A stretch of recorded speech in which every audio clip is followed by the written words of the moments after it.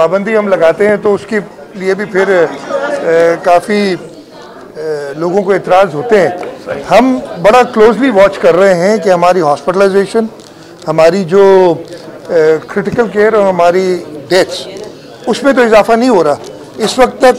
जो हम इसको, जैसे मैं कह रहा हूँ, क्लोजली मॉनिटर करके देख रहे हैं, इन्फेक्शंस हो रही हैं, इन्फेक्शंस बहुत ज़्यादा हो रही हैं। मेरा ख्याल है कल कराची की हिस्ट्री में सबसे ज़्यादा पॉजिटिविटी आई है, लेकिन हमारी हॉस्पिटलाइजेशंस नहीं बढ़ रही हैं। हमारे पास जो क्रिटिकल केयर में पेशेंट्स हैं वो नहीं बढ़ रहे हैं उस तरीके से, और जब तक हम उसको मैनेज कर सकते हैं। हमारा पहले दिन जब हमने लॉकडाउन्स भी लगाए थे, मकसद ये नहीं था कि लोगों को बंद कर देना है, मकसद उसका ये था कि हम अपनी हेल्थ फैसिलिटीज़ को इतना अपग्रेड कर लें, इतना मैनेज कर लें हम अपने आप को कि हम किसी वक्त स्ट्रेस में ना जाएं।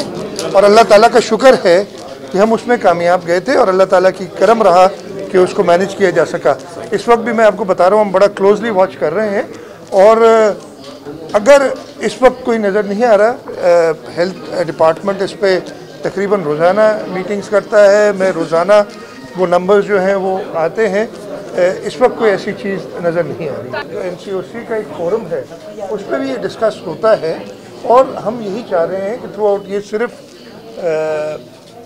यहाँ पे नहीं, पूरे पाकिस्तान में नंबर ऑफ़ केसेस बढ़ रहे हैं, तो ये पूरे पाकिस्तान में ऑब्वियसली होगा, और हम NCOC के साथ मिलके इस पर डिसाइड करेंगे।